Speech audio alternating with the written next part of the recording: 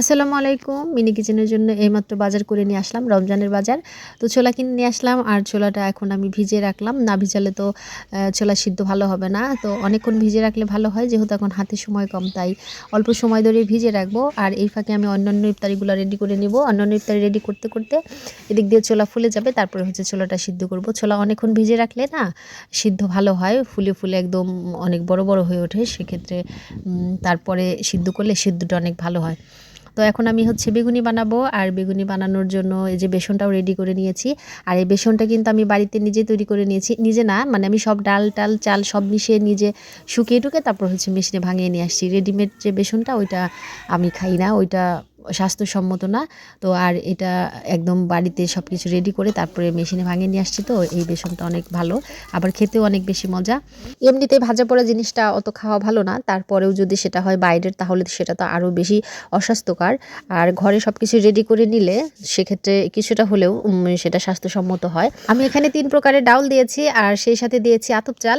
এই আতপ চালটা দিলে হয় কি যে বেসনটা অনেক মানে বেগুনিটা যে ভাজা হয় না, সেই বেগুনিটা অনেক কুড়মুড়ে হয় আর বেশি সময় ধরে হচ্ছে মুচমুচে থাকে।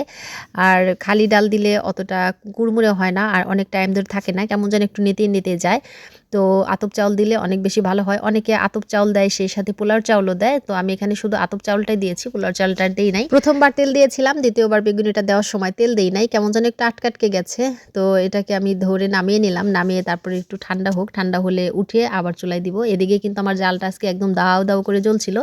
আর যেহেতু এখন একদম রোদ ছিল ওই সময় দুপুরবেলা, তো এই জন্য একদম জায়গাটাও ছিল রোদ, আবার চুলাটাও ছিল একদম মচমচে গরম, তার মধ্যে জালটাও এমন জ্বলা জ্বলছে।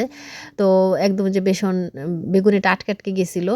তো এই কয়টা উঠিয়ে আবার হচ্ছে তেল দিয়ে দিব। আর এমনিতে ভাজা পোড়াই তো এত বেশি তেল লাগে। আর আজকে তো আমি হচ্ছে বেগুনি ভাজবো, তারপরে ডালের বড়া ভাজবো, তারপরে হচ্ছে ছোলা ভুনা করব। অনেক তেল খরচ হবে আজকে। রমজান মাসে অন্যান্য মাসের তুলনায় কিন্তু খরচটা অনেক বেশি হয়। তো কিছুই করার নাই, রমজান মাস রহমতের মাস, আল্লাহ বরকত দিবে সব কিছুতে বেশি বেশি। সবাই বেশি বেশি খাওয়া দাওয়া করবেন যার যার সামর্থ্য অনুযায়ী। এই মাসে খাওয়া দাওয়ার নাকি আল্লাহ কোনো হিসাব নেবেন না, তাই এই মাসে যার যার সামর্থ্য অনুযায়ী বেশি বেশি খাওয়া দাওয়া করবেন আর তারপরে বেশি বেশি দান দক্ষিণা করবেন, এগুলো সবাই জানেন, তারপর একটু বললাম আর কি। তো কথা বলতে বলতে কিন্তু আমি এই যে বেগুনিগুলা এবার তুলে নিচ্ছি, আর অল্প কিছু আছে সেগুলোও এখন আমি দিয়ে নেব। আর আমার গেস্টরা কিন্তু চারদিকে আছে, সব রোজাদার গেস্ট, কিন্তু তারা এখন ইফতারি করে ফেলবে, তাদের আর ওই সন্ধ্যা পর্যন্ত অপেক্ষা করার সময় নাই। তারা খুব তাড়াতাড়ি করতেছিল, এদিক দিয়ে ওদিক দিয়ে হাতটা দেখতে পারতেছেন, ছায়া দেখতে পারতেছেন, একদম আমার চারদিকে কিন্তু অনেক মেহমান। তো যে কয়টা বেগুন ছিল সবগুলা দিয়ে বেগুন কিন্তু আমি বানিয়ে নিয়েছি। এবারে যে শেষবারের মতো দিয়ে দিলাম, 2-3টা ছিল শেষবারের মতো দিয়ে দিলাম। আর এখন হচ্ছে পেঁয়াজও ভাজি করব। আর আমি পেঁয়াজও ভাজি করতে আস্ত পেঁয়াজ মানে কুচি কুচি করে পেঁয়াজ দেই না, কারণ আমার মেয়ে ওইভাবে খাইতে পারে না।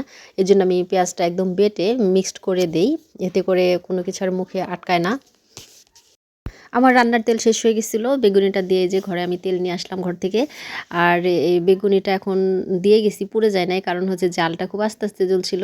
আর এই যে ছোট্ট কিচেনে রান্না করতে গেলে একটা সমস্যা, পাতিলে কাচিত হয়ে পড়ে যেতে চায়, ধরে ধরে তারপরে হচ্ছে উল্টাতে হয়। আর ওই যে তেল ছিল না তো, আর জালটাও নিভেছিল, এই জন্য আটকে ধরছে। তো এখন আমি এই যে উল্টিয়ে দিলাম, কিচ্ছু হয় নাই, দেখেন একদম পুড়ে যায় নাই। শেষ বেগুনিটা তুলে নিলাম। আর এদিক দিয়ে কিন্তু আমি ওই যে বড়ার জন্য ডালটা রেডি করে নিয়েছি, ব্লেন্ডার করে নিয়েছি। তো একদম রেডি টেডি করে তারপর নিয়ে আসছি, কারণ রেডি করতে গেলে এখন অনেক সময় লাগবে, আগে থেকে রেডি করে রাখছিলাম। তো এদিক দিয়ে বেসন কিন্তু বেঁচে গেল, তো ওগুলো থাক, ওগুলো বড় কিচেনে যখন বেসন বানাই তখন ওর সাথে মিক্সড করে রান্না করে নেব। আর এখন এই যে বড়া ভাজি করব, আর বড়া ভাজি করতে এসে আমার মেয়ে মাতব্বরি করতেছে, ও নিজে দিতে চাইতেছে। তো ছেড়ে দিলাম, দেখি ও দিতে পারে কিনা।